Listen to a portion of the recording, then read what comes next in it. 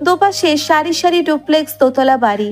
Mrs মৈথিদের বাড়ির number R13, আত্মরঙ্গজেব palace. Mrs Meitei একে একে সবাইকে ডেকে তোলে। মেয়েরা ঘুম ঘুম চোখে আশেপাশে তাকাচ্ছে, বিস্ময় সূচক কণ্ঠে বলে, পৌঁছে গিয়েছি আন্টি। হ্যাঁ রে বাবা, নাম, বাড়িতে গিয়ে ঘুমাবি সবাই।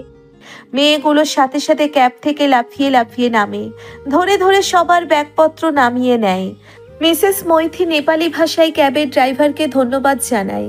ইনায়া আশেপাশে তাকাচ্ছে, তার মাম্মা পাপা আর বাড়ির সবার কথা ভীষণ মনে পড়ছে।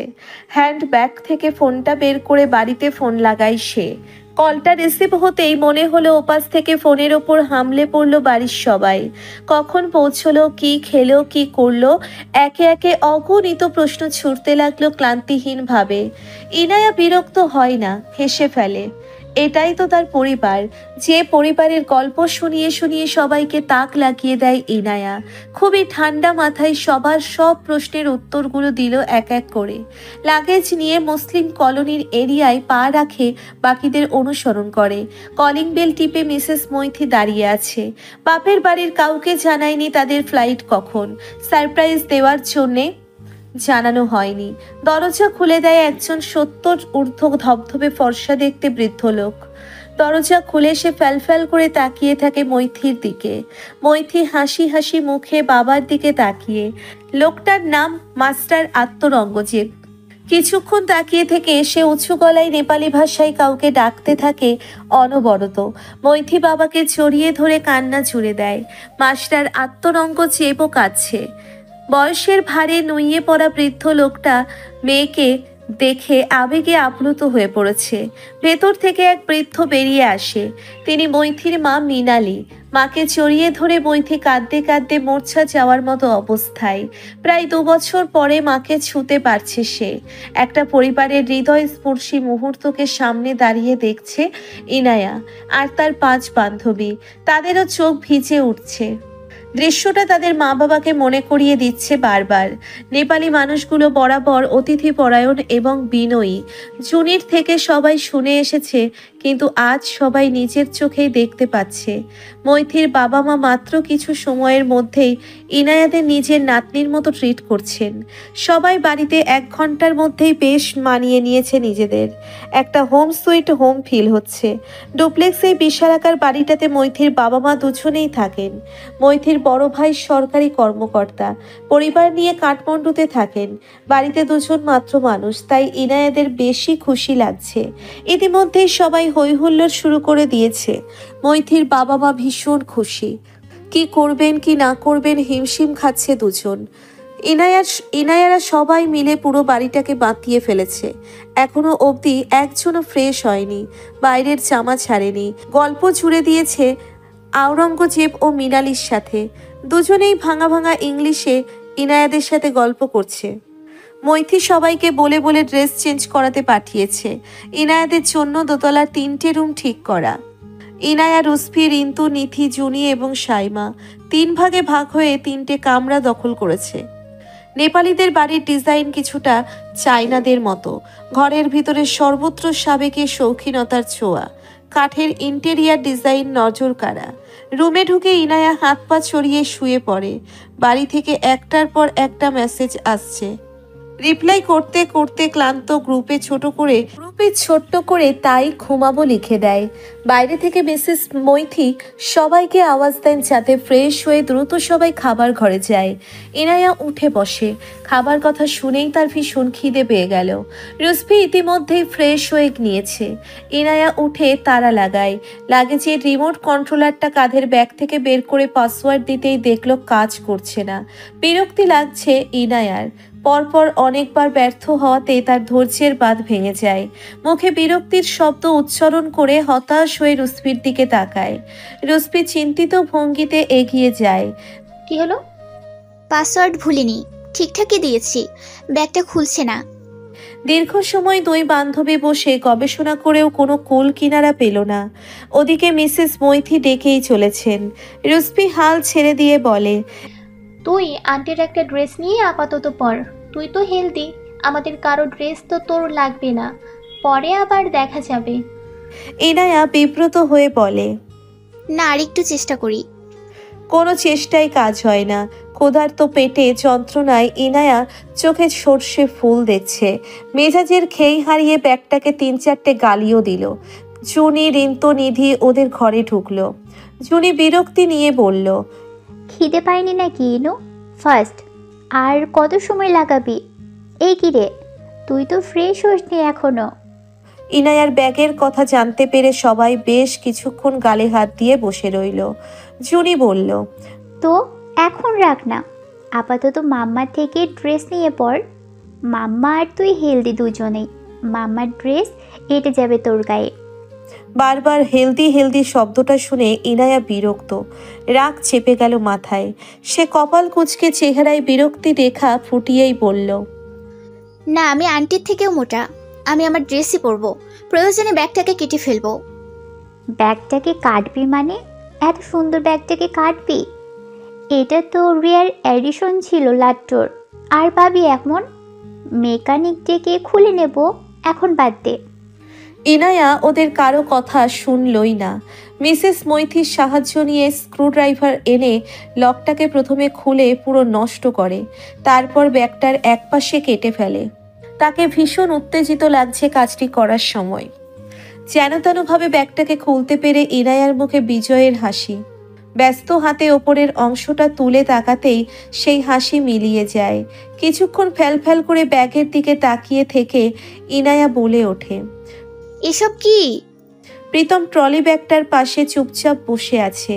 জামি রুমের এই মাথা থেকে ওই মাথা পাইচারি করছিল।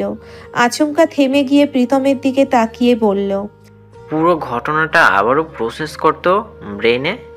প্রীতম মাথা তুলে তাকায় জামির দিকে, দরাজ গলায় বলতে শুরু করলো, আমি ওয়াশরুম করিডোরে ব্যাগেজ রেখে ছুটে তোর কাছে গিয়েছি।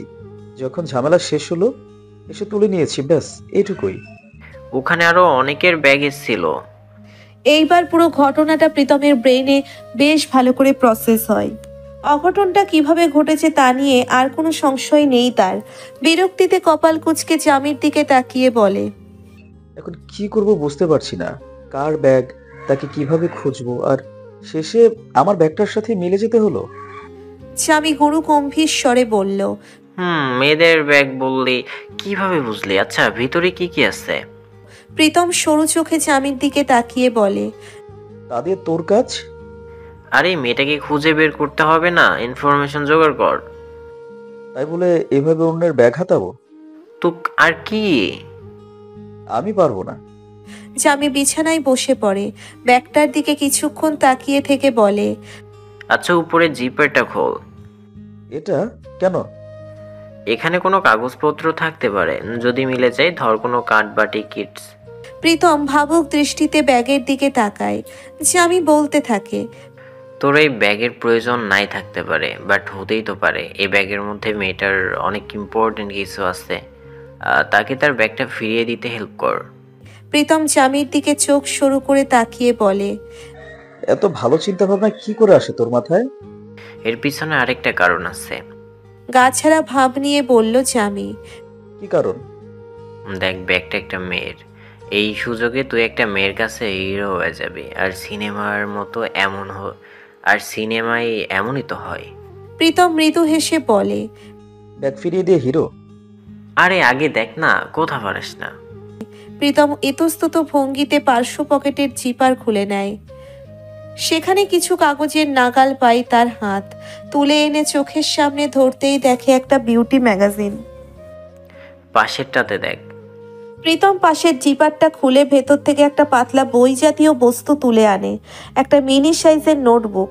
জামির দিকে তাকিয়ে বলে, এভাবে অন্যের জিনিসপত্র ঘাটাঘাটি করা উচিত হচ্ছে? জামি মুখ বিকৃত করে বলে, এ নেকার নিব্বা কোথাকার। পাপ হবে। দে আমাকে দে, আমি পাপ করি। থাবা মেরে জামি নোটবুকটা নিয়ে প্রথম দুপাতা উল্টে বলে, স্যাঁ, এই বিচ্ছিরি হাতের লেখাকার গোড়া পাখির ঠ্যাং। কি লেখা পড়ে দেখি তো। ইটস ইনায়া, নাম তো শোনা হোগা। জামি থামলো, প্রীতমের দিকে তাকিয়ে বলল, আসলে এই নামটা কেমন শুনেছি মনে হচ্ছে। আচ্ছা, ভিতরে দেখি। নোটবুকের ভিতরে বিশেষ কোনো তথ্য পাওয়া গেল না, সব কিছুই কিছু এলোমেলো কথাবার্তা। আমার ফ্যামিলি এই, আমার ফ্যামিলি সেই, আমি আমার ফ্যামিলিকে ভালোবাসি, আমি আমার ফ্যামিলির সবচেয়ে আদরের, ইত্যাদি ইত্যাদি। জামি পড়ছে আর হাসছে। প্রীতমের দিকে তাকিয়ে বলে, ভাই এটা মনে হচ্ছে একটা নিব্বির ডায়েরি। প্রীতমও হাসলো।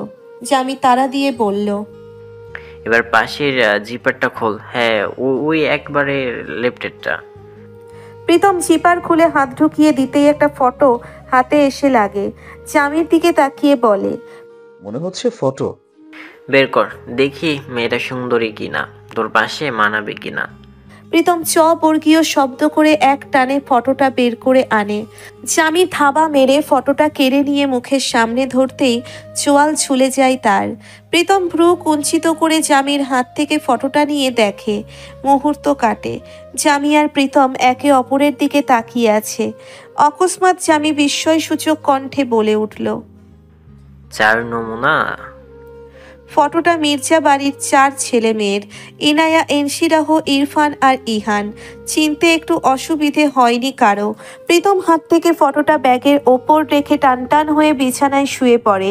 জামি বলল, ব্যাগটাও নিব্বির। তখন করিডোরে তোর সৈন্য সমস্তদের ব্যাগই ছিল। প্রীতম সিলিংয়ের দিকে তাকিয়ে একটা দীর্ঘশ্বাস ফেলে বলল, এটাই বাকি ছিল। ইনায়া তবদা মেরে বসে আছে। ওর বান্ধবীরা সবাই গালে হাত দিয়ে দাঁড়িয়ে আছে।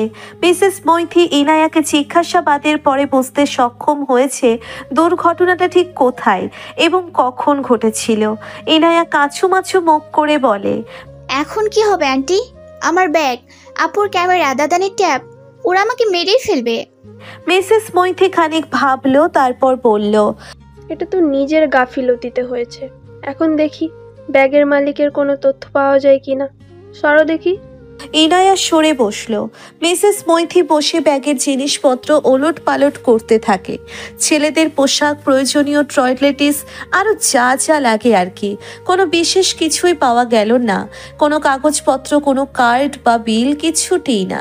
ইনায়া কাচুমাচু মুখ করে বলে, বাদ দিন আন্টি, আমার ব্যাগ তো গেল। এবার মনে পড়েছে, ওই নিব্বির নামে ইনায়া মির্জা। সেটা আমি বুঝতে পেরেছি, এখন কি করব? দুই বন্ধু একে অপরের দিকে তাকিয়ে আছে। জামি বলল, ও ইরফান মির্জার বোন। তা তো আমিও জানি, নতুন কিছু বল।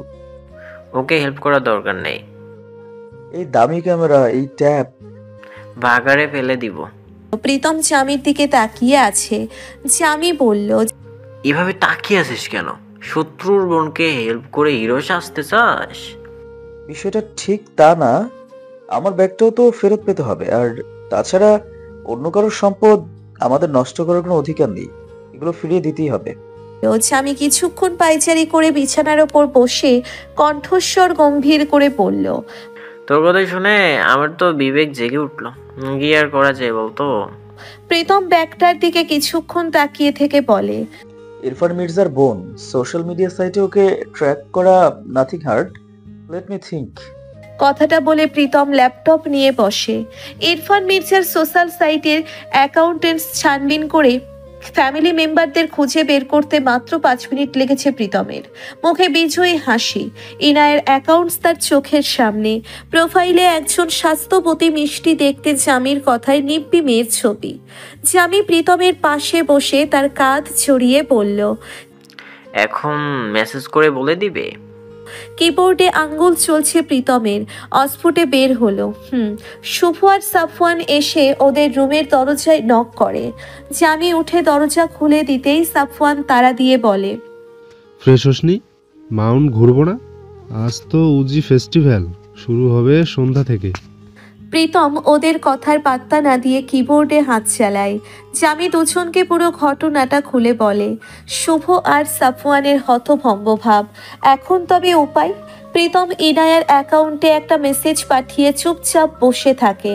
তার খুব অদ্ভুত কারণে নার্ভাস লাগছে বেশ। কেমন একটা সিনেমেটিক ব্যাপার হয়ে গেল। এরপরে কি হবে? কি হবে? ইনায়া কপালে হাত দিয়ে বসে আছে। মিসেস মৈথির বাবা বলেছে পুলিশের সাহায্য নেবে। কিন্তু এ তো অনেক ঝামেলার এবং অসম্ভব একটা কাজ। ব্যাগ ফিরে পাওয়ার আশা খুবই ক্ষীণ ইনায়ার মনে হয়। ইনায়ার ভীষণ খারাপ লাগছে। তার মনে আছে ওই ক্যামেরাটা মেজো বাবা আপুকে যখন অ্যাব্রোড থেকে এনে দিয়েছিল, আপু কত খুশি হয়েছিল। তারপর ইনায়ার সব ড্রেস, নোটবুক, ইনায়ার লিপস্টিকটার জন্যেও তার খারাপ লাগছে। সব ছিল তার শখের। মিসেস মৈথি এর মাঝে ইনায়াকে অল্প খাইয়ে দিয়ে গেল। ইনায়া মন খারাপ করে নিচে যায়নি খেতে। কিছুক্ষণ বসে থেকে সে ফোনটা তুলে হাতে নেয়। আপু আর দাদানকে জানানো উচিত। দাদান যদি একটা সলিউশন বের করে দেয়। ইনসি রাহুকে কল দিলে ইনসি রাহু ধরল না। ইনায়া ইহানকে কল দেয়। ইহান ফোনটা রিসিভ করতেই ইনায়া ডেকে ওঠে। দাদান। জি, কি হয়েছে ইনু? দাদান, একটা অঘটন ঘটেছে। ইহানের থেকে গম্ভীর স্বরে জবাব আসে। হোয়াট? দাদান, আমার ব্যাগটা কারোর সাথে পাল্টে গিয়েছে হয়তো। মানে তো এয়ারলাইন্স অথরিটিকে জানাবি না? দাদান, এটা ব্যাগ হাতে পাওয়ার পরে ঘটেছে। রেস্তোরাঁ থেকে ব্যাগ বদল হয়েছে, আমি নিশ্চিত। ইহান চুপ। ইনায়া ভীতর স্বরে বলে, কি করব দাদান? নিয়ারেস্ট পুলিশ স্টেশনে যোগাযোগ করে রাখতে হবে। মৈথি আন্টি কোথায়? ওনাকে দে ফোনটা। মৈথি ইহানের সাথে কথা শেষে ইনায়ার হাতে ফোনটা তুলে দিয়ে বলে, আরে পেয়ে যাবে ব্যাগ, এত দুশ্চিন্তা করো না। ইনায়া হাসি খুশি হবার চেষ্টায় ফোনটা হাতে নিয়ে কিছুক্ষণ তাকিয়ে থাকে স্ক্রিনে। দুটো নির্দিষ্ট সোশ্যাল মিডিয়া অ্যাকাউন্টে নোটিফিকেশন এসেছে। আননোন অ্যাকাউন্ট থেকে মেসেজ। ইনায়া লটকানো মুখ নিয়ে ইগনোর করতে চেয়েও করলো না। কি মনে করে মেসেজটা দেখতে চাইলো। আমি Pritam, I think you know me. সম্ভবত তোমার ব্যাগটা আমি পেয়েছি। যদি ফেরত পেতে চাও তো যোগাযোগ করতে হবে আমার সাথে। মনে হলো ইনায়ার আশেপাশে এই শতাব্দীর মাঝারি ভূমিকম্পটা হলো। ফোনটাকে পাশে রেখে দুহাতে চোখ ডলে আবারও ফোনটা হাতে নিয়ে দেখলো। না, বাক্য, শব্দ, দাড়ি কমা সবই ঠিক। এটা কি? ইনায়া একটা ঢোক গিলে আননোন অ্যাকাউন্টটাতে হুমড়ি খেয়ে পড়ে। Special professional account, Pritam Ahsan. Display picture হিসেবে আছে ওই লোকটার ফর্মাল স্যুট পরা একটা হাস্য উজ্জ্বল ছবি। মোটা কালো ফ্রেমের চশমার নিচে নীল দুটো চোখ। ইনায়া এদিক ওদিক তাকায়। কেউ নেই। কাকে জানাবে বিষয়টা? উঠে দাঁড়ায় সে।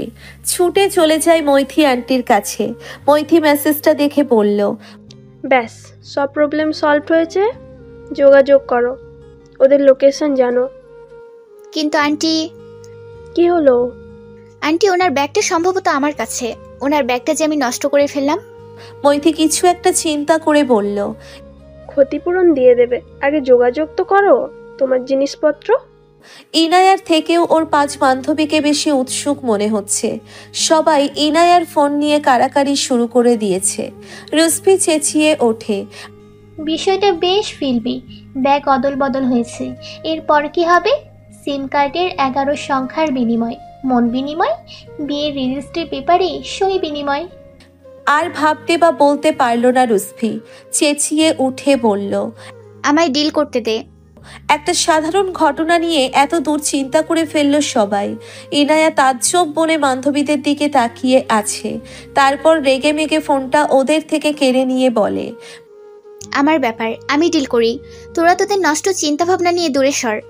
প্রীতমের মেসেজের রিপ্লাই হিসেবে সে লিখে দেয়, ওটা আমার ব্যাগ কিভাবে বুঝতে পারলেন? প্রীতম এটাই মনে মনে ভাবছিল। এখন কি জবাব দেবে সে? ব্যাগে হাত দিয়েছে সেটা বলে দেবে? তাহলে তো আরো কথা শুনিয়ে দেবে ইরফান মির্জার ওই রকচটা বোন। মনে সাহস জুগিয়ে সত্যিটা স্বীকার করে নেয় প্রীতম। বলে, আসলে আমার নিজের ব্যাগ মনে করি আমি সাইডের জিপারটা খুলে তোমার নোটবুক আর ফটো দেখতে পাই। অনুমান করে সব ঘটনা মনে করার চেষ্টা করলাম। তারপর আমাদের সবার ব্যাগ ওয়াশরুমের বাইরে করিডোরে ছিল I think. By the way, যদি ভুল না হই তবে আমার ব্যাগটাও নিশ্চয়ই তোমার কাছে, একই ব্যাগ। ইনায়ার মুখ অস্বস্তিতে ছেয়ে যায়। লোকটাকে কিভাবে বলবে লোকটার ব্যাগ কেটে টুকরো টুকরো করেছে ইনায়া। এমনিতেই দাদানের শত্রু ব্যাগের ওই হাল দেখলে নিশ্চয়ই কথা শুনিয়ে শুনিয়ে ইনায়াকে শেষ করে দেবে। মৈথি আন্টির কাছে সাজেশন চাই ইনায়া। মৈথি বলল, এখনই বলে দাও। ইনায়া বলল, না না আন্টি, দুষ্ট লোক। যদি আমার ব্যাগ ফেরত না দেয়? আচ্ছা, তবে জিজ্ঞেস করো ব্যাগটা কিভাবে এক্সচেঞ্জ করা যাবে। ওদের লোকেশন জানো। ইনায়া মেসেজ পাঠায়। জি, আপনার ব্যাগটা আমার কাছে সম্ভবত। এখন বলুন কিভাবে এক্সচেঞ্জ করব। লোকেশন বলো তোমার। ইনায়া মৈথির দিকে তাকিয়ে বলে। আন্টি লোকেশন চাইছে। তা দেবে, বলো Jomsom municipality area code 063। Inaya address দিতেই প্রীতম লিখে দেয়। আমার address hotel Himalaya inn, Pokhara main city, green park area. Fast food নেপালে তোমার অ্যাড্রেসে ব্যাগটা চলে যাবে। ইনায়া তাকিয়ে থাকে মেসেজের দিকে। এতটা বিনয়ী লাগছে যে লোকটাকে, বেশ অবাক ইনায়া। প্রীতম রিপ্লাই না পেয়ে আবার মেসেজ করলো। আর আমার ব্যাগ? ইনায়া একটা দীর্ঘশ্বাস ফেলে কাটা ছেঁড়া ব্যাগটার দিকে তাকায়। তারপর মেসেজে বলে, পেয়ে যাবেন। Jomsom municipality area, Pokhara main সিটির সর্বদক্ষিণের নতুন একটি মিউনিসিপ্যালিটি। নেপাল ট্যুরের দিনগুলোতে ইনায়া কিংবা বাকিদের পরিবার মেয়েগুলোকে মৈথির বাপের বাড়িতেই থাকার জন্য সমর্থন করেছে। একটা পরিবারের সাথে থাকলে মেয়েগুলো নিরাপদ এবং ডিসিপ্লিনড থাকবে বেশি, এটাই সবার ধারণা। তাছাড়া মেইন সিসিটি 7 স্টার হোটেলগুলোতে ওরা কি নেপালকে কতটা উপভোগ করতো ঠিক জানা নেই। তবে এখানে নেপালের আসল সৌন্দর্য উপভোগ করা যাচ্ছে পাহাড়ের খুব কাছ থেকে। নেপাল ট্যুরে স্কেচিউল তাদের ঠিক করা। প্রথম 5 দিন মাউন্ট এভারেস্ট দর্শন, তারপর দেশের 5টা শীর্ষ ট্যুরিস্ট স্পট নাগরকোট, তিলিচিকে, Lumbini, Langtang valley trek, Bhaktapur, Pokhara forest সবগুলো ঘুরবে তারা। এখান থেকে পেছনে বিস্তীর্ণ পর্বতমালা। রাতের চাঁদের আলোতে পাহাড়গুলোকে ভ্যানিলা কোন আইসক্রিমের মতো লাগছে।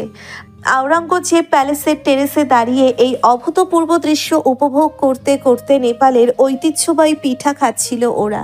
মৈথির ডাকে ইনায়া ভেতরে চলে যায়। ইনায়ার ফোনে টুংটাং আওয়াজে নোটিফিকেশন এলো, ব্যাগ পৌঁছে গিয়েছে। ডেলিভারি ম্যান চলে যেতেই ইনায়া ব্যাগটাকে টানতে টানতে দোতলায় উঠে রুমে ঢুকে আনবক্স করে ব্যাগটা। যখনই দেখলো ব্যাগের মেইন লক খোলা, সাথে সাথে ইনায়ার ভ্রু কুঞ্চিত হলো। কি সর্বনাশ, লক খোলা কেন? সবাই কৌতূহলী হয়ে দেখছে। ইনায়া ব্যস্ত হাতে ব্যাগ খুলে তার জিনিসপত্র সব চেক করে একটা স্বস্তি ফেলল শুরুতে, কিন্তু পর মুহূর্তেই বিরক্তিতে তার মুখ তেতো হয়। ভারী অসভ্য লোক তো, এভাবে ব্যাগ হাতাহাতি করেছে, ব্যাগে হাত দিয়েছে, মেইন লক খুলেছে, অথচ মেসেজে বলেছে সাইডের জিপার খুলে ফটো দেখেছে শুধু। নিজের ব্যক্তিগত পোশাকগুলোর দিকে তাকিয়ে ইনায়ার রাগে দুঃখে নিজের মাথার চুল ছিঁড়তে ইচ্ছে হচ্ছে। সব দেখে নিয়েছে ওই লোকটা, না দুটো কথা ওই লোককে শুনিয়ে দিতেই হয়। ফোন হাতে নিয়ে ইনায়া প্রীতমকে টেক্সট করেছে, আপনি আমার ব্যাগের ভেতরে হাত দিয়েছেন। মেসেজটা কেমন কেমন দৃষ্টিকটু লাগলো প্রীতমের কাছে। নিজের ব্যাগের কাটা ছেঁড়া বেহাল দশা দেখে এমনিতেই মাথায় রাগ চেপেছিল ভীষণ। ব্যাগ হাতে পেয়ে কিছুক্ষণ তবদা খেয়ে বসেছিল। সে রিপ্লাই করলো, হাত দিয়েছো মানে? ওটা তো আমার ব্যাগ, জেনে লকটা হ্যাক করেছি। আর ব্যাগের ভেতর হাত দিয়েছি বলতে তুমি কি বুঝিয়েছো? আমি কি চুরি করেছি? তোমার মতো টুকরো টুকরো তো করিনি ব্যাগ। আচ্ছা, এভাবে তেরা কথা বলে সবসময় তোমার বাড়ির লোকেরা, হ্যাঁ? ইনায়া নিজের পরিবারের খোটা শুনে ভদ্রতা ভুলে গেল। মেসেজ টাইপ করতে ইচ্ছে করছে না, সে ভয়েস মেসেজ পাঠিয়ে দিল। আমার বাড়ির লোক টেনে কথা বলছেন, আপনার সাহস তো কম না। ইনায়ার ভয়েস মেসেজ শুনে জামির চক্ষু চড়ক গাছ। ক্ষুব্ধ কণ্ঠে প্রীতমকে বলল, দেখলি অকৃতজ্ঞ মেয়ে একটা, দাঁড়া ওকে রিপ্লাই আমি করছি। জামিও ভয়েস মেসেজে পাঠায়, তুমি একটা অকৃতজ্ঞ, ব্যাগ ফেরত পেয়ে উপকার ভুলে গেছো। ব্যাগ আপনারা ফেরত না দিলেও কিচ্ছু যায় আসতো না আমার। নিব্বি কথাকার। ইনায়া বুঝতে পারছে সে কিছুটা বাড়াবাড়ি কথা বলে ফেলেছে, তবে সে থামলো না। নিব্বি কথাটা শুনে তার মাথা পুরো খারাপ হয়ে গেল। নিজের রাগকে সংবরণ করার চেষ্টা করে সে বলল, আমার দুর্ভাগ্য, এখানে আসার পর থেকে আপনাদের সাথে পালা পড়ছে আমার। আই হোপ জীবনে যেন আর কখনো আপনাদের সাথে দেখা না হয়। জামি ব্যঙ্গ করে পাল্টা ভয়েস মেসেজ পাঠালো, হ্যাঁ হ্যাঁ, আর আমরা যেন প্রো করছি। প্লিজ আল্লাহ, ওই সাতচুন্নি মেয়েগুলোর সাথে যেন আমার দেখা আবারও হয়, রোজ দেখা হয় যত সব। ইনায়া একটা গভীর নিঃশ্বাস ফেলল। না, এদের মতো ঝগড়ুটে লোকের সাথে আর তর্ক নয়। সে আর একটা কথা না বাড়িয়ে প্রীতমকে ব্লক করে দিয়ে ঘুমাতে গেল। বিপদ দূর হয়েছে, এদের নিয়ে আর ভাববে না ইনায়া। কাল সকাল থেকে শুধু আনন্দ আর আনন্দ। ব্লক খেয়ে জামি প্রীতমের দিকে তাকিয়ে বলে, এই ওই নিব্বি ব্লক দিয়েছে তোকে? So what? সো হোয়াটস মানে? ও কেন দেবে ব্লক? ব্লক তো দেব আমরা। একটা নিব্বি নিকু। প্রীতম জামির হাত থেকে ফোনটা নিয়ে বলল, ঘুমা এখন, ওদের কথা মাথা থেকে ঝেড়ে ফেল। কাল সকাল থেকে আমরা নিজেদের নিয়ে ব্যস্ত থাকবো শুধু। নেপাল ট্যুর দিন সংখ্যা 1, Jomsom municipality road area. Mrs Maithi trekking এজেন্সিতে যোগাযোগ করেছে গতকাল রাতেই। তবে তাদের ট্যুরের প্ল্যানে কিঞ্চিত পরিবর্তন এসেছে গতকাল মধ্যরাতে। এভারেস্ট বেস ক্যাম্পের প্ল্যানটা পিছিয়েছে ট্যুরের শেষের দিকের কদিনে। তাপমাত্রা -3-এ নেমেছে, বেশ বিপজ্জনক হবে। ওরা সবাই মেনেও নিল, অবশ্য যার যার ফ্যামিলি থেকে ধমক খাওয়ার পরে। গত রাতেই সবাই ডেস্টিনেশন চেঞ্জ করেছে। তারা সবাই মিলে ঠিক করলো নাগরকোট যাবে আজ। ওখান থেকে একটার পর একটা টুরিস্ট প্লেস ঘুরবে। দিন 7 আগে জমসম ফিরছে না আর। যেই ভাবা সেই কাজ। সবাই রেডি হয়ে ট্রাভেল ব্যাগ কাঁধে ঝুলিয়ে নিয়ে মিসেস মৈথির পরিচালনায় বেরিয়ে পড়ল। একটা ট্রাভেল এজেন্সি হলো তাদের সফর সঙ্গী, হোটেল হিমালয়া ইন। প্রীতমদের প্ল্যান ছিল তারা পোখরাতেই একটা দিন থাকবে, তারপর বেরিয়ে পড়বে ট্রেকিংয়ে। কিন্তু বিপত্তি ঘটল তাতে। আবহাওয়া তাদের পরিকল্পনা ঘেঁটে দিয়েছে পুরোটা। পরিকল্পনা বদলে তারা চলল নাগরকোট ঘুরতে। মাথা থেকে গতকালকের ঝামেলা দূর করে ফুরফুরে মেজাজে 4 বন্ধু বেরিয়ে পড়ল। নাগরকোট ঘুরতে যাওয়াটা জামির প্ল্যান ছিল, বাকিদের ছিল অন্য প্ল্যান। কিন্তু জামির জেদের কাছে হার মানল বাকি 3 জন। নাগরকোট পৌঁছে ইনায়ার একটা হোমস্টেতে 3টে রুম বুক করে উঠল সবাই। হোটেল মাইনস্টিক মাউন্টেন, একেবারে গ্রামের দিকেই। জমসম থেকে এখানে পৌঁছতে 4.5 ঘন্টার মতো লেগেছে। নাগরকোটের এই হোমস্টেটা ট্রাভেল এজেন্সির মালিকের। মিসেস মৈথি অত্যন্ত দায়িত্বের সাথে বাচ্চাগুলোকে সামলে এসেছে। কিছুক্ষণ পরপর এক একজনের অভিভাবকের সাথে কথা বলে বাচ্চাদের নিরাপত্তার ব্যাপারে নিশ্চিত তো করছেনই। 5টা মেয়ে, এদের মধ্যে সবথেকে রক্ষণশীল সম্ভবত মির্জা ফ্যামিলি। দিনে কমপক্ষে 3 জনের ফোন কল রিসিভ করতে হচ্ছে মিসেস মৈথিকে। তবে তিনি বিরক্ত হচ্ছেন না। প্রীতমদের অবশ্য পৌঁছতে বেশ রাত হলো। যে এজেন্সি তাদের সফর সঙ্গী ছিল তাদের গাড়িটা মাঝ রাস্তায় খারাপ হয়। আর একটা গাড়ি আসতে বেশ সময় নিয়েছিল। নাগরকোটে পৌঁছানোর আগেই ম্যাপ ঘাটে তারা এই গ্রামের সবথেকে বিলাসবহুল হোমস্টে হোটেল মাইস্টিক মাউন্টেনে 2টো কামরা বুক করে ফেলেছিলেন নিজেদের নামে। নাগরকোট হচ্ছে বিশ্বের সবথেকে উঁচু একটি গ্রাম। সমুদ্রপৃষ্ঠ থেকে 2000 নাগরকোটের উচ্চ হোটেলের বারান্দা। সকাল সকাল ইনায়ার মনটা ভালো হয়ে গেল। এখানে তারা মোট 2 রাত থাকার পরিকল্পনা নিয়ে এসেছিল। আজ তাদের বিশেষ পরিকল্পনা আছে। এখানে তারা বাঞ্চি জাম্পিং এর অভিজ্ঞতা নেবে। নাগরকোটে গো বাঞ্চির শাখা দেখেই তারা শুরুতেই উচ্ছ্বসিত হয়ে পড়েছিল ভীষণ। নাস্তা সেরে সকাল সকাল তাই বেরিয়ে পড়ল তারা নতুন অ্যাডভেঞ্চার করতে। তবে এসবের কথা ইনায়া জানল না বাড়িতে। মিসেস মৈথির রাগ শুনল না কেউ। নিজেরা টিকিট কেটে কর্তৃপক্ষের সাথে চলল জাম্পিং পয়েন্টে। তবে এসবের কথা ইনায়া জানালো না বাড়িতে। মিসেস মৈথির কারণ শুনল না কেউ। নিজেরা টিকিট কেটে কর্তৃপক্ষের সাথে চলল জাম্পিং পয়েন্টে।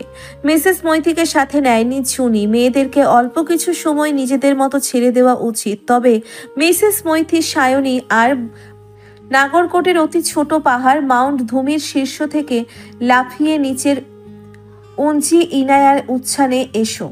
কিন্তু সে দমে গেল যখন পাশ থেকে রিন্তু বলল, এই স্বাস্থ্য নিয়ে পারবি? পারবো। ও আজ সবার আগে জাম্প দেবে। এজেন্সির লোক ইনায়াকে সুরক্ষাগুলো পরিয়ে দিয়েছিল। যখন সব ঠিকঠাক তখন টাওয়ারের প্রান্তে দাঁড়িয়ে 2 হাত পাখির মতো দুদিকে মেলে ধরে ইনায়া চোখ বন্ধ করে প্রস্তুতি নিচ্ছিল জীবনের প্রথম রিস্কি অ্যাডভেঞ্চার করার। ঠিক তখনই সেখানে গো বাঞ্চির আরও একজন লোক এসে ওকে থামিয়ে দিল। ইনায়া কিছু বুঝলো না। জিজ্ঞেস করে জানতে পারলো লিস্ট অনুযায়ী ওদের পালা খানিক পরে। আর এক দল আগে টিকিট কেটেছে, একটু অপেক্ষা করতে হবে। ইনায়ারা মানল না, কারণ অফিস রীতিমতো তর্ক শুরু করে দিয়েছে তরুণীর দল। দুদিকের চাপে তারা হিমশিম খাচ্ছে। যখন প্রীতমের 4 বন্ধু এভাবে আবারও প্রীতমদের দেখতে পেয়ে ইনায়ার চক্ষু চড়ক গাছ, প্রীতমরাও হক চকায়। আবার আবার দেখা হলে এই ঝামেলা কাহিনীর সাথে দুই পক্ষের সবাই মুহূর্ত কাটিয়ে দেয় অত্যন্ত ভাব কাটাতে। তারপর চেঁচিয়ে উঠে বলল, আর এক দলকে উদ্দেশ্য করে বলল, আপনারা? গোবাঞ্চির কর্তৃপক্ষ দু দলকে এভাবে চেঁচাতে দেখে ভরকায়। বোকার মতো দাঁড়িয়ে আছে তারা। সবার প্রথম ইনায়া হলেই ফেলল। আবার আপনারা? জামি এগিয়ে যায়, কণ্ঠে গাম্ভীর্যতা নিয়ে বলে। আবার তোমরা? রুসফি বলে, কি ফাটা কপাল আমাদের, বারবার আপনাদের সাথে দেখা হচ্ছে।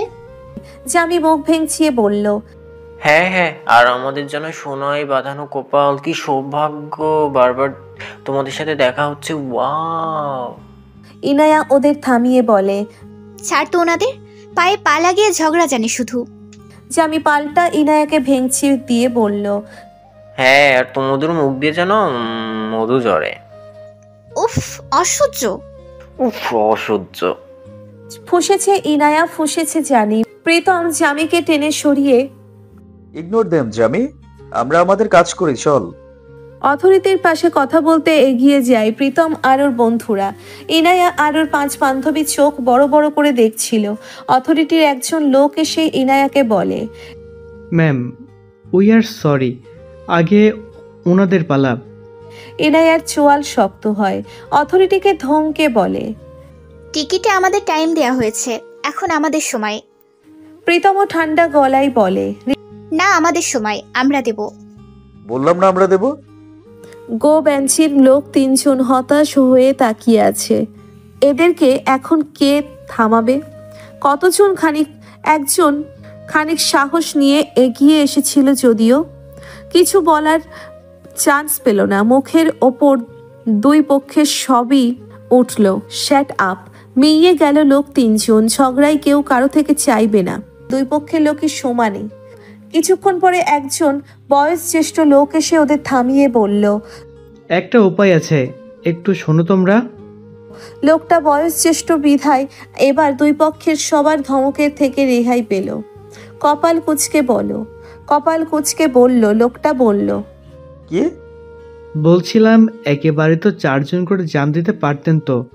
যদি দু দলের দুজন দুজন করে ম্যানেজ করে নিতেন তাহলে ব্যাপারটা মিটে যেত।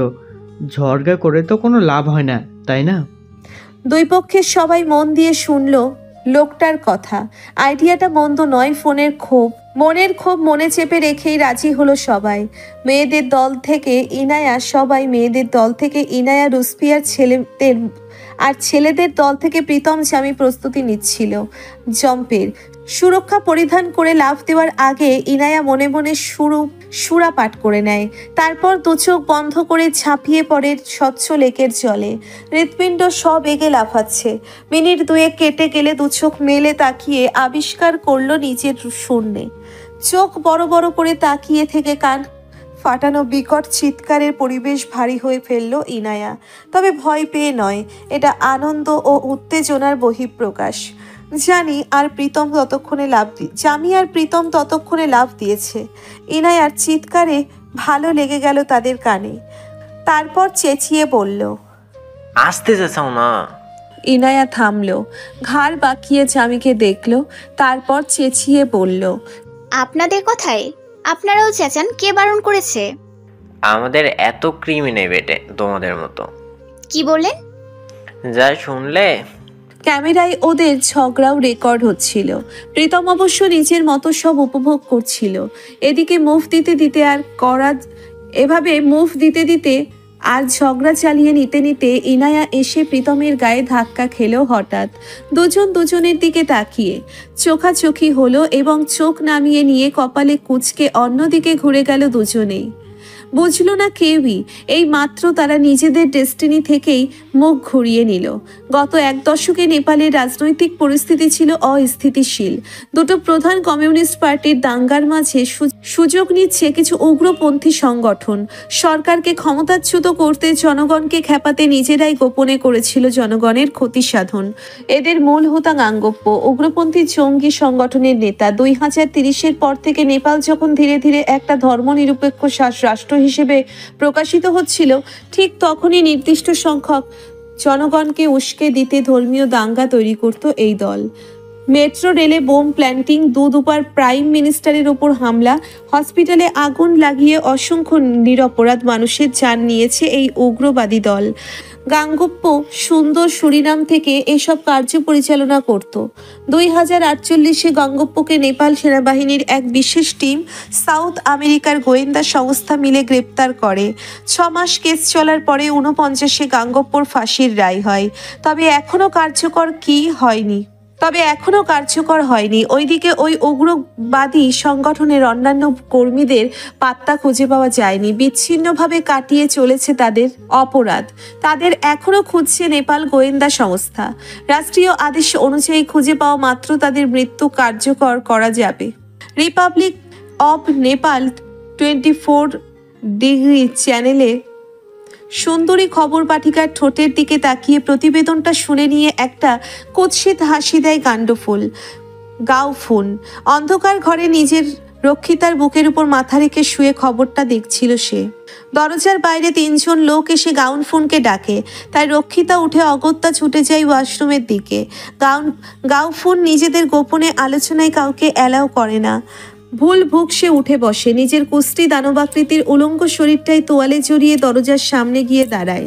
3 জন মাস্ক পরিহিত লোকের মধ্য থেকে একজন বলে উঠল, রেডম্যান অর্ডার দিয়ে দিয়েছে, অপারেশন নাগরকোট। গাউফুন আবারও সেই কুঞ্চিত হাসি দিয়ে বলে। লোকটা আবারও বলল, বিদেশি 20-25 জনকে চাই। সকাল 7:58। আধা ঘন্টায় জগিং শেষ করে শান্তিনীরের দিকে ছোট ইনশিডাহর স্কুটি। আজ তাকে সকাল সকাল যেতে হবে ভার্সিটিতে, তাই এত তারা পোর্চের সামনে স্কুটি দাঁড় করিয়ে তাড়াহুড়ো করে অন্দরমহলে ঢুকোতেই থমকে দাঁড়িয়ে যায় ইনশিডাহ। বাড়িতে শুধু আলো, ইহান আর ইরফান। বাকিরা সবাই একটু নিজেদের কাজে বেরিয়েছে। লিভিং রুমে আলো আর ইহান দাঁড়িয়ে, 2 জনেই ইনশিডাহর দিকে শীতল চোখে তাকিয়ে আছে। ইনশিডাহ কিছুই বুঝতে পারল না। সবাই এভাবে কি দেখছে তাকে? সে কি করেছে? শাইমের সাথে লেক পার্কের কফি শপে কফি খেয়েছে, তাকেও ফোন করে বলে দিয়েছে নাকি? সে বোকা বোকা মুখ করে দাঁড়িয়ে আছে। হঠাৎ তার নাকে একটা গন্ধ এসে লাগে, তীব্র পোড়া গন্ধ। ইনশিডাহ আশেপাশে তাকিয়ে গম্ভীর হয়ে বলে, হোয়াটস গোয়িং অন? কিচ্ছু হয়নি, এখন হবে। আর আজ আমি বড় মাকে আটকাবো না। ইহানের রাশভারী জবাব। ইনশিডাহর দিকে তীক্ষ্ণ দৃষ্টি ফেলে ইহান হেলে দুলে হেঁটে দোতলায় চলে যায়। ইনশিডাহ ঘুরে মাম্মার দিকে তাকাতেই আলো ছুটে এসে ইনশিডাহর চুলের মুঠি ধরে নিয়ে যায়। কিচেনের কাছে ইনশিডাহ চোখ বড় বড় করে গিয়েছে, মুখে হতভম্ব ভাব। একটা পাতিল পুড়ে গিয়েছে, আগুন লেগেছিল আরো বেশ কিছু জিনিস পাত্রে, পুরো কয়লা হয়ে গিয়েছে সেসব। ইনশিডাহ আবারও মাম্মার দিকে তাকায়। আলো দাঁতে দাঁত চেপে বলে, সকালে আমি তোকে বলেছিলাম না দুধটা ফুটে গেলে চুলাটা অফ করে দিতে, বলিনি? ইনশিডাহ এতক্ষণে মনে পড়ে মাম্মা তাকে বলেছিল, সেও বলেছিল সে কাজটা করবে, তবে বেমালুম ভুলে গিয়েছিল। তাই এখন এক দুর্ঘটনা ঘটল। ইনশিডাহ মাম্মাকে দেখে আলো রাগে ফুঁসছে। ইনশিডাহ মনে হচ্ছে মাম্মা এক্ষুনি তার ওপর ঝাঁপিয়ে পড়বে। সে পালাতেই নিচ্ছিল। আলো খপ করে তার হাত ধরে আবারও তার চুল ধরে চেঁচাতে থাকে, তুই শুধরাবি না তাই না? আজ কি হতো জবাব দে। মাম্মা লাগছে। আলো এদিক ওদিক তাকিয়ে কেবিনেটের ওপর থেকে একটা খুন্তি এনে দুম করে তার 25-এর মেয়ের পিঠে একটা লাগিয়ে দেয়। তখনই সদর দরজা দিয়ে ঘরে ঢোকে শামিন, আর ঠিক পাশেই মঈন দাঁড়িয়ে। আজ মঈনকে সাথে করে নিয়ে এসেছে সে, ব্রেকফাস্ট একসাথে করবে বলে।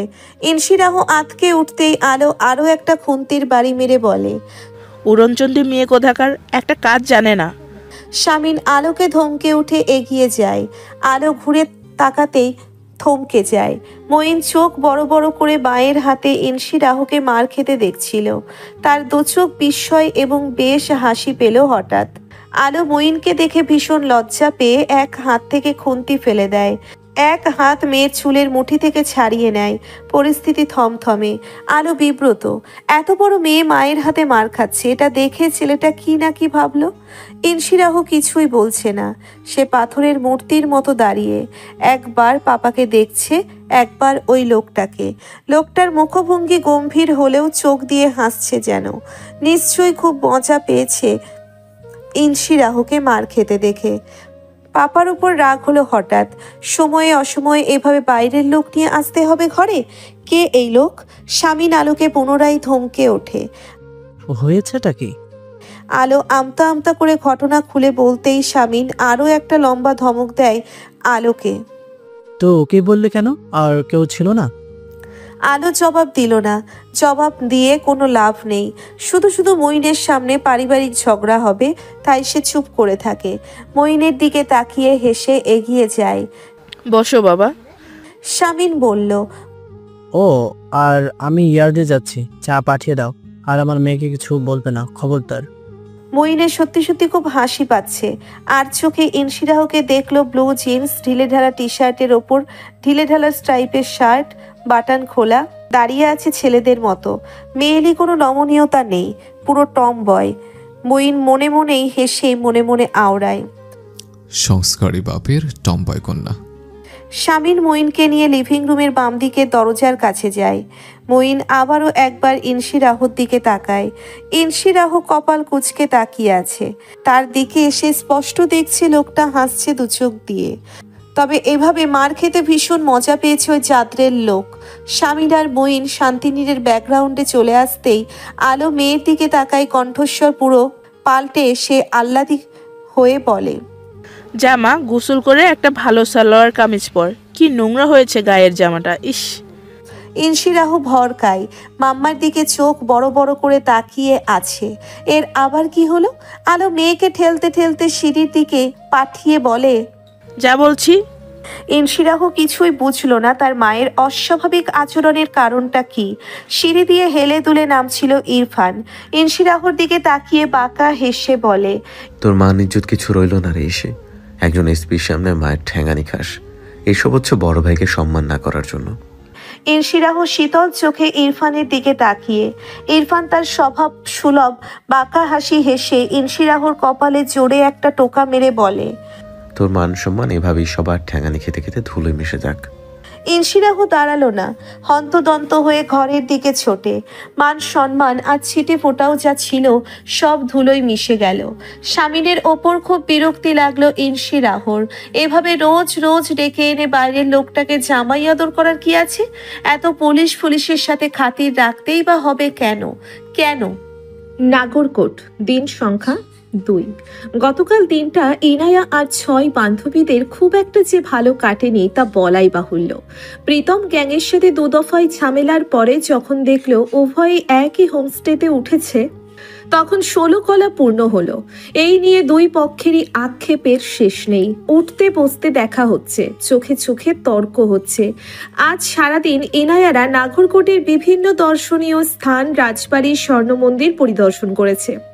সাথে করেছে গণেশা হিমাল লেকে নৌকা ভ্রমণ। দুধারে সুউচ্চ পাহাড়, মাঝখানে সরু লেক, প্রকৃতির অপার সৌন্দর্যের লীলাভূমি। মিসেস মৈথি ওদের গাইড করতে করতে খুব ক্লান্ত আজ, নেতিয়ে পড়েছে খুব। যথেষ্ট বয়স হয়েছে। সেই সাথে সুগার ফল করে সন্ধ্যা থেকে নিচের রুমেই ছিল সে। বাকিরা সবাই এক রুমে। পরিকল্পনা চলছে তাদের মধ্যে, নতুন পরিকল্পনা, নতুন অ্যাডভেঞ্চারের। জানালা থেকে হাড় হিম করা ঠান্ডা বাতাস ঢুকছিল ঘরের ভেতর। জামি জানালা বন্ধ করে দিয়ে প্রীতমের দিকে তাকিয়ে বলে, জ্যাকেট নিতে হবে সাথে। ল্যাপটপে কিছু কাজ করছিল প্রীতম। বলল, কোণের একটা ডিভানে বসে প্রেমিকার সাথে চ্যাটিং করতে করতে শুভ বলল, আমরা কটা নাগাদ বের হব? আরো সবুর কর, ফেস্টিভ্যাল শুরু হবে এটা 10টার পরে। সাফওয়ান দুপুর থেকে ওয়াশরুমে ছুটছে। তার পেটে খানিক গোলমাল হয়েছে, তবুও সে বাকি তিনজনকে বলছে সে যাবেই, একটা অ্যাডভেঞ্চারও মিস করা যাবে না। চারজন ভীষণ উত্তেজিত। বিছানার ওপর ট্রাভেল ব্যাগে ঢুকিয়ে নিয়েছে তাদের প্রয়োজনীয় সবকিছু। আজ নাগরকোটে বিশাল ফেস্টিভ্যাল শুরু হয়েছে। সেখান থেকে তারা যাবে উত্তরের নম্বুর মাউন্টেনে, সুরক্ষিত এরিয়া একমাত্র যেখানে পর্যটকেরা ক্যাম্পিং করতে যায়। ব্যাগের ভেতরে ঢুকিয়ে নিয়েছে ক্যাম্পিং এর সব প্রয়োজনীয় জিনিসপত্র, তাঁবু, sleeping bag, light, power bank. Camping এর সময় আর সেসব জিনিস ক্যাম্পিং এর স্থানভেদে সঙ্গে রাখা দরকার, যেমন তোয়ালে, ব্যক্তিগত ঔষধ, লাইটার, মশা নিরোধক ক্রিম, খাবার, saline, toothpaste, brush, tissue paper, switch, army knife, ছুরি, দড়ি, কাপ নুডলস সবকিছু ভাগাভাগি করে ঠেসে ঠুসে ওরা সাথে নিয়েছে। পরিশেষে নিজেদের গায়ে চাপিয়েছে জ্যাকেট। যা শীত বাইরে। হোমস্টে রিসেপশনিস্টকে ইনফর্ম করে ওরা রাত 9টা নাগাদ বেরিয়ে পড়ল। রিমলাল ফেস্টিভ্যাল এখানকার আদিবাসীদের গত বহু বছর ধরে পালন করে আসা একটি ফেস্টিভ্যাল। নাগরকোটের একটি সংখ্যালঘু আদিবাসী সম্প্রদায়ের রাজা ছিলেন পমনলাল এবং তার রানী রিম্বুন। রানী রিম্বুনকে ভালোবেসে বিয়ে করেছিলেন তিনি। প্রতি বছর তাদের বিবাহ বার্ষিকীতে গ্রামে উৎসব পালন হয়। লোকে তার নাম দিয়েছে রিমলাল। উত্তরের দুটো গ্রামে আজ সারা রাত ধরে চলবে এই উৎসব। এই রাতে এই গ্রামের উঠতি বয়সী পুরুষ নারী তাদের ঐতিহ্যবাহী গান নাচের পালায় অংশ নিয়ে সবার মনোরঞ্জন করে। পর্যটক দল বেঁধে দেখতে যায় এবং অংশ নেয় এই ফেস্টিভ্যালে। ইনায়ার 6 বান্ধবী ছিল অনেক বেশি এক্সাইটেড। তবে ফেস্টিভ্যালটা রাত 10টার পরে শুরু হয় বিধায় মিসেস মৈথি কোনোভাবেই সমর্থন করেনি তাদের। ওরা জেদ করলে উল্টে সবার বাড়ির লোককে ফোন করে ওদের ধমক শুনিয়েছে, কিন্তু দমাতে পারেনি কারো ইচ্ছা শক্তি। গোপন পরিকল্পনা প্রস্তুত। মিসেস মৈথির ঘুমিয়ে যাওয়ার অপেক্ষায় সবাই। অপেক্ষা দীর্ঘ হয়নি। ক্লান্তির কারণে মিসেস মৈথি 10টার মাঝেই গভীর ঘুমে আচ্ছন্ন হয়ে যায়। সবাই তখন ব্যস্ত ভঙ্গিতে প্রস্তুত হতে থাকে। নিজেদের স্বাভাবিক পোশাকের ওপর শীতের পোশাক জড়িয়ে হালকা মেকআপ নিয়ে পার্স আর মোবাইল ফোন গুছিয়ে নেয়। জুনি মৈথির রুমটা বাইরে থেকে লক করে দেয়। বেশি সময় তারা থাকবে না। ঘন্টা দুয়েক আদিবাসীদের সাংস্কৃতিক অনুষ্ঠান দেখে ছবি তুলে চলে আসবে, ব্যাস। নাগরকোটের আঁকাবাঁকা উঁচু নিচু নিস্তব্ধ রাস্তা ধরে এগিয়ে চলেছে জিপ। এগিয়ে চলেছে তাদের রচিত নিকৃষ্ট পরিকল্পনা বাস্তবায়নে। পরিকল্পনার মূল হোতা রেডম্যান স্বয়ং জিপের পেছনে অলস ভঙ্গিতে বসে আছে। তার পাশে গাউফোন, যে কিনা একটু পরপর রাস্তায় থুথু ছুঁড়ে মারছে। এদের এই দলটাকে দেখে মনে হচ্ছে এরা ট্রাভেলার্স। পরেছে ভদ্র সভ্য পোশাক, যেন পাহাড়ে উঠে জ্যোৎস্না স্নান করতে নেমেছে। গান শুনতে শুনতে এগিয়ে চলেছে গন্তব্যের দিকে, অথচ মস্তিষ্কে এদের ভয়ঙ্কর ক্ষুরধার পরিকল্পনা। জিপের পেছনের সিটের নিচে আগ্নেয়াস্ত্রগুলি গুছিয়ে রাখা তাদের। হোটেল মাইকস্টিক মাউন্টেন থেকে উত্তরের মহালাঙ্গু গ্রামে প্রীতমরা পায়ে হেঁটে পৌঁছলো। ইতিমধ্যেই ফেস্টিভ্যাল শুরু হয়ে গিয়েছে। দলে দলে যোগ দিয়েছে দেশি বিদেশি পর্যটক। একটা বিশাল এরিয়া জুড়ে নাচ গানের আসর। আদিবাসীরা সেজেছে তাদের ঐতিহ্যবাহী সাজে। পর্যটকেরা তাদের সাথে ছবি তুলতে ব্যস্ত। ছাড়ল না জামিও। একজন অল্প বয়সী আদিবাসী পুরুষ নৃত্যশিল্পীকে বগল দাবা করে ধরে এনে 10-12টা ছবি তুলেছে। সবার সাথে খুবই সাবলীলভাবে মিশে গেল এই দলটি। অবশ্য এতে জামির অবদান অনস্বীকার্য। ইনায়ারা 6 বান্ধবী পৌঁছিয়েছে প্রীতমদের পৌঁছানোর খানিক পরে। নাচ গান তখন শুরু হয়ে গিয়েছে। 6 বান্ধবী তাদের পার্স থেকে ব্যস্ত হাতে যার যার আইফোন বের করে ভিডিও রেকর্ডিং চালু করে দেয়। আদিবাসীদের নাচ গান আর বিনোদনে মুখরিত মহালাঙ্গু পাড়া। পর্যটক এবং স্থানীয় দর্শকদের হাততালিতে উৎসব যেন আরো রঙিন হয়ে উঠেছে। রাজা পমনলাল আর রানী রিম্বুন কেউই জীবিত নেই। তাদের উত্তরসূরিরা নিজেদের আসনে বসে পর্যটকদের অভিবাদন জানাচ্ছে। আয়োজন করা হয়েছে হরেক রকম খাবার আর পানীয়ের। রং খেলারও বিশেষ আয়োজন হচ্ছে। প্রীতম বা ইনায়া দুই পক্ষের কেউই ভিড়ের মাঝে কাউকে দেখে ওঠেনি তখনও। যদি দেখতো তবে আজকের আনন্দেও ভাটা পড়তো তাদের বরাবরের ন্যায়। রাত তখন 12টার কাছাকাছি। ইনায়া বারবার ঘড়ি দেখছিল। ওদের সবার সাথে পাল্লা দিয়ে সাহসী সাহসী ভাব দেখালেও সে অনেক ভীতু। এটা একটা গ্রাম অঞ্চল, তার উপর মৈথি আন্টিকে না বলে কোনো প্রকার সুরক্ষা ছাড়াই এখানে এত রাতে চলে আসাটা রোমাঞ্চকর বটে, তবে বিপজ্জনকও। পর্যটকরা ধীরে ধীরে ফাঁকা করে যাচ্ছে মহল্লা। ইনায়া দেখছে ওদের 5 জনকে যথেষ্ট খোঁচালেও ওরা কোনো তাড়া দেখালো না, মগ্ন হয়ে উপভোগ করছে নৃত্য অনুষ্ঠান। ইনায়া অগত্যা কিছুক্ষণ বসে রইল, তারপর ফিসফিসিয়ে রুস্পিকে বলল, ওয়াশরুম যাব। তো যা না। ভয় করছে। ন্যাকামি করিস না তো, ওই সাইডেই ওয়াশরুম, কিছু হবে না। ইনায়া আর কথা বাড়ালো না। এমনিতেও সে বেশি আহ্লাদীপনা ন্যাকামি করে এটা তাকে বারবার শুনতে হয় তার ভীতু স্বভাবের জন্য। কথা না বাড়িয়ে সে উঠে দাঁড়ালো, তারপর চলে গেল ওয়াশরুমের দিকে। পুরুষ ও নারীদের জন্য আলাদা আলাদা ওয়াশরুম। ওয়াশরুমের সামনে সিরিয়াল দেখে বিরক্তি ফুটে উঠল তার গোটা মুখে। লম্বা একটা লাইন, প্রত্যেকের বড্ড তাড়া। এদের কাছে রিকোয়েস্ট করলে কোনো লাভ হবে বলে মনে হয় না। ঠাই দাঁড়িয়ে থাকলো ইনায়া। যখন তার পালা এলো হুড়মুড় করে ঢুকে পড়ল ওয়াশরুমে। গলায় পেঁচানো স্কার্ফটা নাকে চেপে ধরল। ওয়াশরুমটা বেশ অপরিচ্ছন্ন, তাই সময় গড়াতে থাকলো। বাইরে থেকে ভেসে আসছিল আদিবাসীদের গানের সুর। হঠাৎ বিকট শব্দে সবকিছু স্তব্ধ হয়ে যেতেই শিউরে ওঠে ইনায়া। জলদি জলদি নিজেকে সামলে নিয়ে উঠে দাঁড়ায়। বাইরে ভীষণ আওয়াজ হচ্ছে, মনে হচ্ছে গুলির শব্দ। ইনায়ার গোটা শরীর কাঁপুনি দিয়ে উঠল। চেঁচামেচির আওয়াজ শুরু হলো হঠাৎ। দুর্গন্ধময় অন্ধকার ওয়াশরুমে দাঁড়িয়ে কাঁপছে সে। কি করবে এখন? বেরিয়ে দেখবে? কাঁপা কাঁপা হাতে ইনায়া ওয়াশরুমের লকটা খুলে বাইরে পা রাখতেই তার গোটা দড়িয়া কেঁপে উঠল যেন। 12-13 জন লম্বা লম্বা লোক মহল্লা প্রাঙ্গণে পায়চারি করছে। তাদের হাতে আগ্নেয়াস্ত্র, শরীরে তাদের কালো রঙের উর্দি জাতীয় পোশাক, মুখে প্লাস্টিকের মাস্ক। লোকজন ছোটাছুটি করছে, সবার জীবন বাঁচানোর তাড়া। ইনায়া কাঁপছে, অসহায়ের মতো আশেপাশে তাকাচ্ছে সে। ওরা কোথায়? সে কি একা? এখন কি হবে? এই লোকগুলো কারা? এদের হাতে অস্ত্র কেন? অসংখ্য প্রশ্ন একই সাথে জটলা পাকালো ওর মস্তিষ্কে। উত্তর পাবার আগেই চোখের সামনে দেখলো ওই 13 জন উর্দিধারী লোকের মধ্যে একজনের ছোড়া গুলিতে ঝাঁঝরা হয়ে গেল এক বৃদ্ধ। দুহাতে মুখ চেপে ধরল ইনায়া, তবে চেঁচালো না, চেঁচানোর সুযোগও পেল না। লুটিয়ে পড়ল মাটিতে। এটা একটা লম্বা সময়ের ঘুম ছিল, নাকি সে কোনো টাইম লুপে আটকে গিয়েছিল? বুঝতে পারছে না প্রীতম। চোখ মেলে চাইল সে। তার অবস্থান সম্পর্কে সে দ্বিধায় ভুগছে। তার কোথায় থাকার কথা ছিল? তারা তো নেপাল ঘুরতে এসেছিল। তারপর এয়ারপোর্ট, রেস্তোরাঁ, ওয়ান্স আপন এ টাইম, একটা মেয়ের ব্যাগ, পাহাড় দিয়ে লাফিয়ে বাঞ্চি জাম্পিং, আদিবাসীদের নৃত্য। বিভিন্ন দৃশ্য এলোমেলো ভাবে তার মস্তিষ্কে চাপ সৃষ্টি করছে। প্রীতম আর কিচ্ছু ভাবলো না। দু চোখ বড় বড় করে তাকিয়ে রইল। আবছা অন্ধকারে সে পড়ে আছে শক্ত মেঝেতে। কবজিতে ব্যথা অনুভব করছে, হাত বাঁধা তার।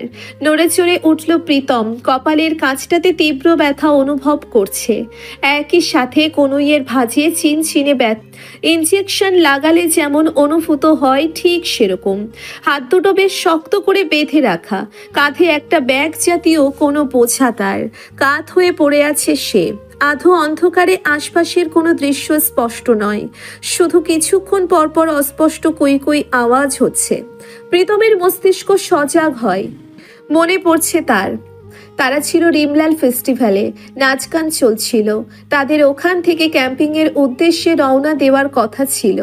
জামির খিদে পেল হঠাৎ। প্রীতম তাকে নিয়ে খাবারের স্টলগুলোর কাছে যাচ্ছিল। তখনই একটা ব্লাস্ট হয় আশেপাশে কোথাও। লোকজন বিভ্রান্ত হয়ে ছুটছিল। 15-16 জনের একটা দল এসে বেছে বেছে কয়েকজনকে আটকে ফেলল। হাতে ছিল আধুনিক আগ্নেয়াস্ত্র। জামি আর সে খাবারের স্টলের কাছ থেকে দূরে সরে গিয়ে সাফওয়ানদের খুঁজতে লাগলো। জামি দৌড়তে না পেরে হোঁচট খেয়ে পড়ে গেল।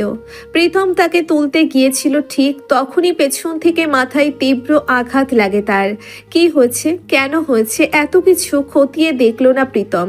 সে বিপদে পড়েছে, ঘোর বিপদে পড়েছে। এতটুকু বুঝতে কষ্ট হলো না। জামি, সাফওয়ান, শুভ ওরা কোথায়? ওরা ঠিক আছে তো? অন্য পাশে কাত হয়ে শুতে চাইল প্রীতম। লাভ হলো না। যারা ওর হাত দুটো বেঁধেছে তারা কাঁধ থেকে ওর ব্যাগটা পর্যন্ত সরিয়ে নেয়নি, বেশ শক্ত করে বেঁধে ফেলেছে। আচ্ছা, জামি তো ওর সাথে ছিল, জামি কি এখনো তার সাথে আছে? অন্ধকারে কিছুই বোঝার উপায় নেই। প্রীতম যন্ত্রণা দাঁতে দাঁত চেপে সহ্য করে দুর্বল ভারী আওয়াজে ডাকলো, জামি। জামি কোনো জবাব দিল না, শুধু অন্ধকার এই ঘরটির এক কোণ থেকে ভেসে আসলো অস্ফুট আওয়াজ, কুই কুই। নেপালের সময় ভোর 4:18, উত্তাল নাগরকোট। ইতিমধ্যেই সেনাবাহিনীর দুটি বিশেষ টিম এসে পৌঁছিয়েছে সেখানে। মহালাঙ্গুতে পেতেছে শক্ত ঘাঁটি, চলছে খোঁজ।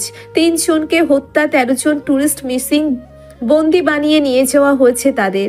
ছানবিন চলছে পুরো শহর জুড়ে। 6 ঘন্টা পেরিয়ে গিয়েছে ইতিমধ্যেই। পুরো দেশ সরব হয়ে উঠেছে এই ঘটনায়। রুস্পি, রিন্তু, নিধি, সাইমা, ঝুনি কাঁদছে মিসেস মৈথি। ইনায়াকেও বন্দি করে নিয়ে যাওয়া হয়েছে। ব্লাস্টের পরেই ওরা 5 জন একই সাথে নিজেদের বাঁচিয়ে নিয়ে পালাতে শুরু করেছিল। ইনায়ার কথা কারো মাথাতেই ছিল না এখন। কি হবে এখন? কাঁদতে কাঁদতে মূর্ছা যাচ্ছে ওরা মহালাঙ্গুতে আর্মি চেক পয়েন্টের পাশে দাঁড়িয়ে। সে 13 জন টুরিস্টকে হোস্টেস বানিয়ে নিয়ে যাওয়া হয়েছে। তাদের সাথে মানুষগুলো ভেঙে পড়েছে খুব। কিন্তু প্রদেশ থেকে ছুটে আসছে সাংবাদিক। 2050-এ এই টুরিস্ট হোস্টেস ইস্যুটা সম্ভবত আরেকটি আন্তর্জাতিক ইস্যু হতে চলেছে। শুভ আর সাফওয়ান পড়ে আছে জড়বস্তুর মতো। 2 বন্ধু মিসিং, জামি এবং প্রীতম। কারোরই কোনো খোঁজ তারা পায়নি ব্লাস্টের পরে। ধারণা করা হচ্ছে ওই 13 জনের মধ্যে তাদের 2 প্রাণপ্রিয় বন্ধুও রয়েছে। কি করবে কিছুই বুঝতে পারছে না সাফওয়ান এবং শুভ। জামির মা আর প্রীতমের বোনদের কি জবাব দেবে তারা? কিছুক্ষণ পরপর কুই কুই আওয়াজটা হচ্ছে। প্রীতম আবারও ডাকে, কুই কুই শব্দটা আবার হলো। কারো মুখ বেঁধে রাখা হয়েছে। 2 মিনিট নিস্তব্ধতা ঘিরে থাকে বদ্ধ এই ঘরে। তারপর একাধিক ব্যক্তির বুটের আওয়াজ বাইরে। অচেনা কোনো ভাষাতে অস্পষ্ট কিছু আলাপ শেষে 3 থেকে 4 জন এদিকেই ছুটে এলো মনে হলো। প্রীতম চুপচাপ পড়ে থাকে। হঠাৎ ঘরের বাতি জ্বলে ওঠে।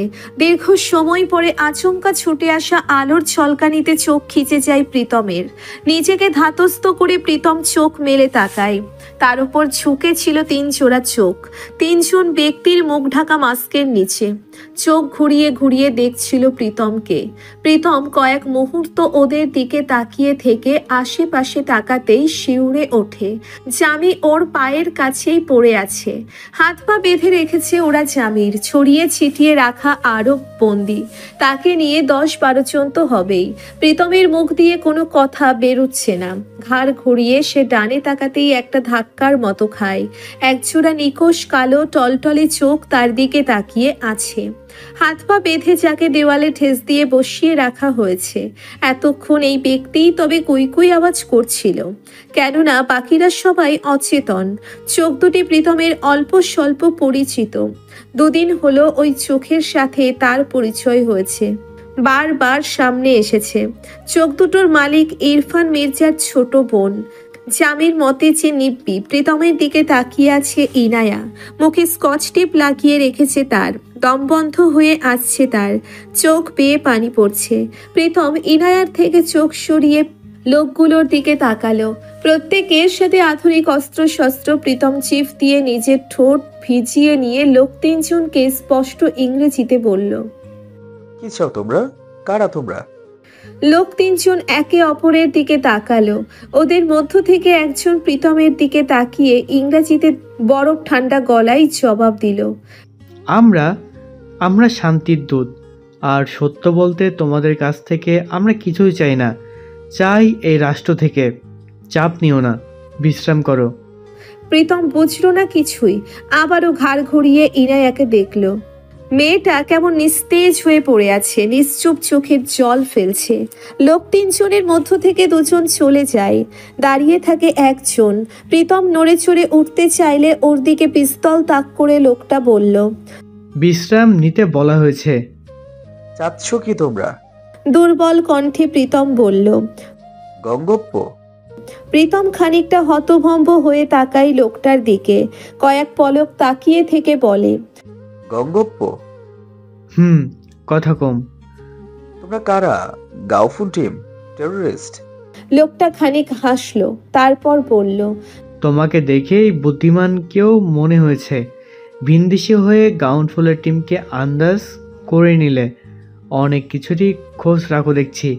শোনো তবে তোমাকে আর একটা ইনফরমেশন দেই, বেশি প্রশ্ন গাউন ফুলের পছন্দ না।